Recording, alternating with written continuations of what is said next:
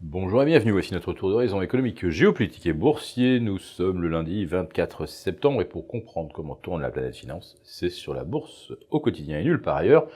L'épisode du jour s'intitulera « L'OPEP ne remettra pas une goutte de pétrole sur le marché ». Ouais, peut-être assez banal comme annonce. Après tout, on l'a déjà entendu plusieurs fois. Sauf que là, c'est monsieur Al-Falil, le ministre saoudien du pétrole, qui affirme que non, l'OPEP ne rajoutera pas de pétrole au cas où le besoin s'en ferait sentir. Et le sommet d'Alger va donc se terminer par une sorte de front uni, Russie, Iran, Arabie Saoudite, alors que monsieur Trump a instamment demandé à son ami Bin Salman d'ouvrir le robinet. Alors quoi, l'OPEP n'obéit plus au doigt et à l'œil à Donald Trump, et l'entente cordiale règne entre les deux ennemis irréductibles que sont l'Iran et l'Arabie Saoudite, et que serait la Russie.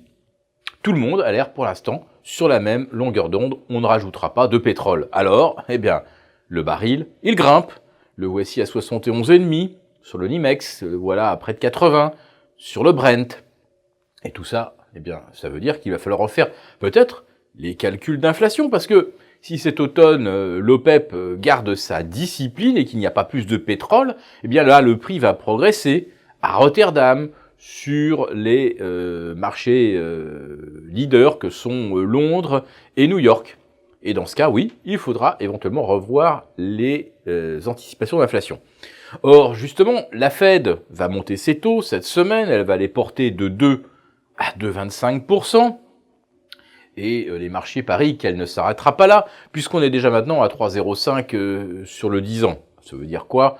Bon, ça veut dire qu'elle va monter ses taux au moins 3 fois de plus, alors d'ici la fin du premier semestre 2019. Mais voilà, il y a toujours une bonne âme pour rassurer les marchés. Non, l'inflation ne sera pas une menace avant longtemps. Non, la hausse des taux ne va pas perturber les marchés, ou tout du moins, pas tant que le 10 ans n'aura pas franchi les 3,60%. Pourquoi les 3,60 ? Pourquoi pas les 3,65 ? Après tout, ça ferait 0,1% par jour, et comme ça, le compte serait bon. En fait, il y a là une sorte de limite psychologique que les marchés se sont fixés depuis longtemps. Autrement dit, ce qui compte, c'est les anticipations. Si on pense que la Fed s'arrêtera à 3,5, point barre, ça fait quand même 5 hausses de taux supplémentaires, en plus de celles attendues mercredi. Eh bien, si on n'anticipe pas plus que ça, eh bien, les taux ne dépasseront pas les 3,60. Ah, si on est cohérent et que les anticipations des marchés sont bien ancrées. Si au contraire, on se dit que l'inflation dérive un peu et puis que les États-Unis ont surtout tellement besoin de renflouer leur déficit que l'argent va demeurer cher et que la Fed sera contrainte, évidemment, de maintenir une rémunération attractive pour que le dollar continue d'attirer les investisseurs. Enfin, le dollar, la dette américaine, naturellement. Et on a donc terminé le 3e trimestre au firmament en bourse, avec des taux qui, eux aussi, étaient au firmament. Pourquoi ? Eh bien, parce qu'à 3,05, on a encore de la marge avant d'atteindre les 3,60 et que les choses tournent mal éventuellement. Mais elles risquent de mal tourner.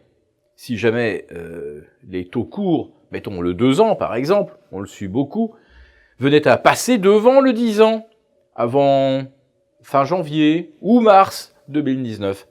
Ça voudrait dire qu'on paye l'argent plus cher avec un scénario de récession, ou en tout cas de décrue de la croissance. Et là, c'est là qu'on va prendre en défaut le raisonnement de Donald Trump. Lui, il table sur la croissance pour qu'elle produise plus de recettes fiscales, alors qu'il a pourtant réduit les taux partout.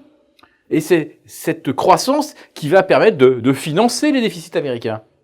Alors imaginez une Amérique qui s'enfonce dans le déficit et qui n'a plus de croissance. À ce moment-là, il faudra bien attirer les capitaux pour justement combler les déficits. Et là, les États-Unis se retrouvent dans une très mauvaise équation. Alors si en plus de ça, l'OPEP ne rajoute pas de pétrole, si vous mettez en plus le facteur inflation, on n'est pas sorti.